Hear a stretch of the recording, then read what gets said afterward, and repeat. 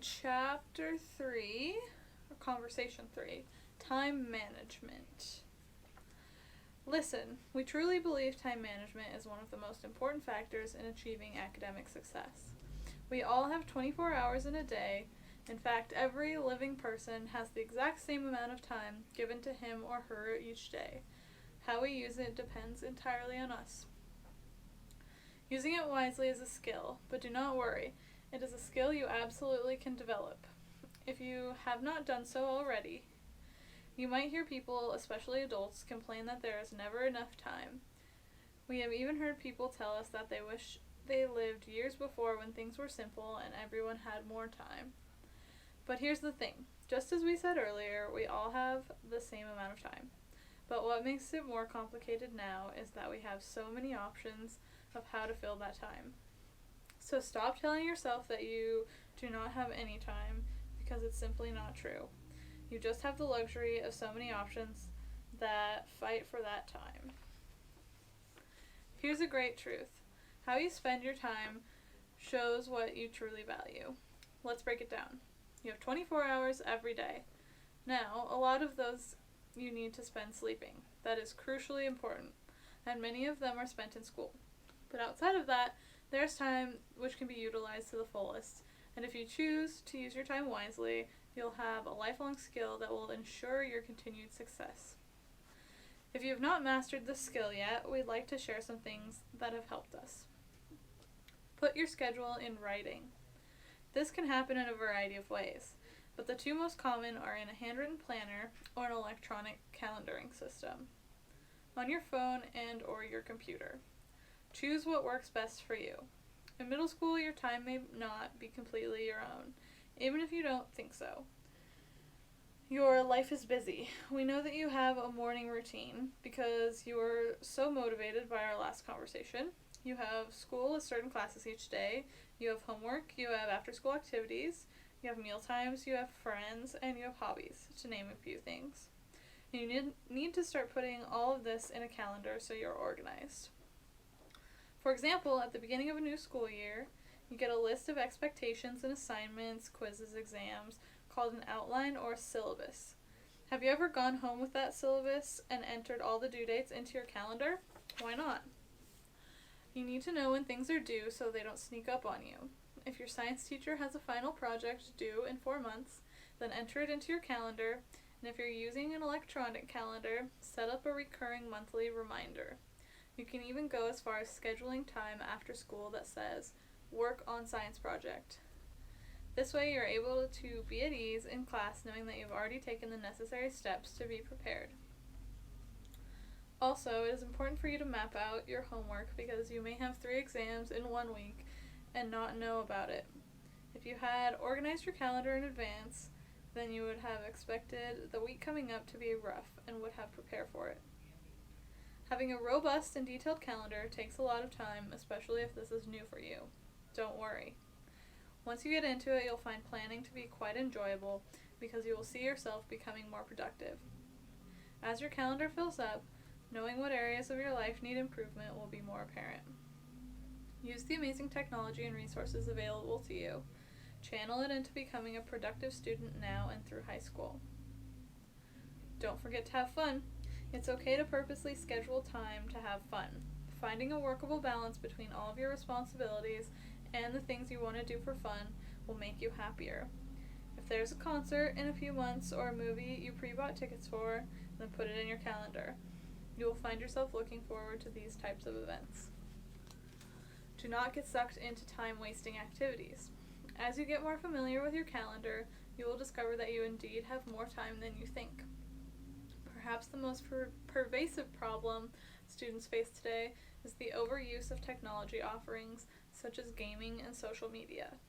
There comes a time when you need to turn off distractions and focus on the important tasks at hand. Nothing will cause a student to fail more than these addictive distractions. You are not capable of doing this on your own.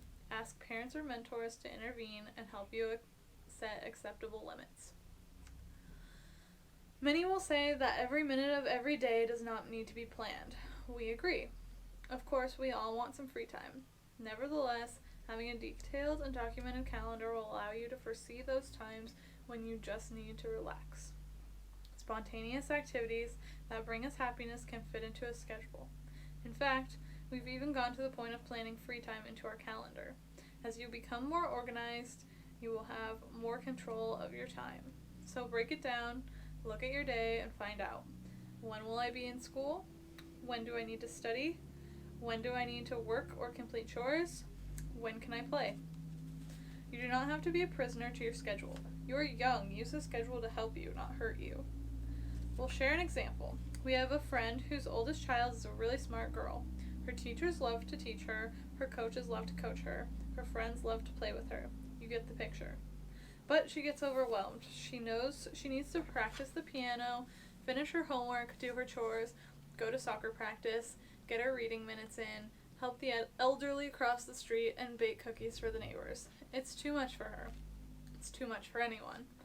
She could not figure out how to do all of it to the standard she wanted to do it, and so she retreated into a chair in her living room with a game console. Her parents were frustrated. What was going on? And they remembered when she was in the first grade, her teacher gave her an assignment to read 100 books in 5 months. Once they broke it down, it was an achievable goal, but their daughter heard 100 and shut down. She couldn't do it. She came home from school crying. She was going to fail. Her parents broke it down and showed her how easy it would be to achieve this goal over 25 weeks.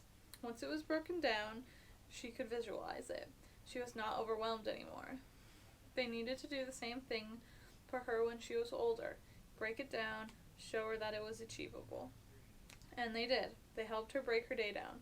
They helped her write time in for what she wanted to do and showed her how much time she had left that was free.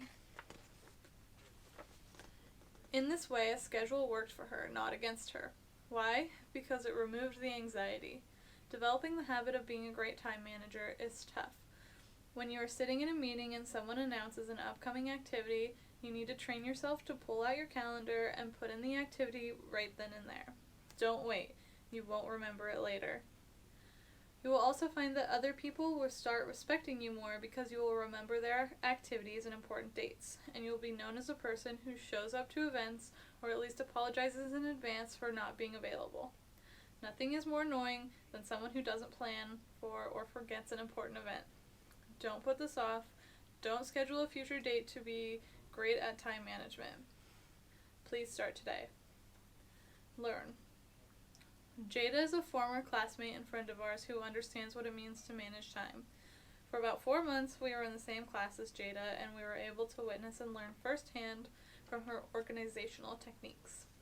Over the summer, before our classes even began, our teachers assigned heavy reading and writing assignments to bring to the first day of class.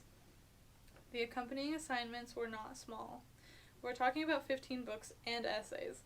On top of this, we averaged more than 400 pages of weekly reading and more than 10 pages of writing assignments throughout the semester.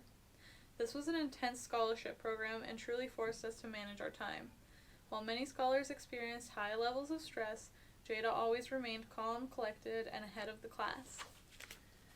One specific day, we remember sitting next to Jada. She had a sort of obsession with anything Disney. Many of her school supplies were Disney-themed. Next to her Mickey Mouse calculator, Jada kept her planner, a collection of sticky notes, and various colored labels. This was a girl who definitely had a system that made sense to her, and really, that's all that mattered. As the teacher assigned the various homework projects, Jada went to work. Each class was color-coded, and homework was highlighted and assigned a specific time, depending on the amount of homework given out. It is no wonder that Jada was prepared for every class with great comments and could summarize all the pre-class reading, because she scheduled sufficient time to complete the assignments. Learning became enjoyable for her, and her reputation in class was so stellar that when students didn't know an answer, they would say, "I don't know, ask Jada." Another one of Jada's impressive qualities was her dependability. She attended every class and social event and remembered special occasions as well. For example, she remembered our birthday, which we had only mentioned once in a casual conversation. She must have quickly put it into her calendar. Now that was cool. These are the types of time management skills that make a successful student and a reputable person. Reflect. Please take as much time as you need to ponder the following questions. Then, with the help of your parents or mentors, fill in the responses in the spaces provided.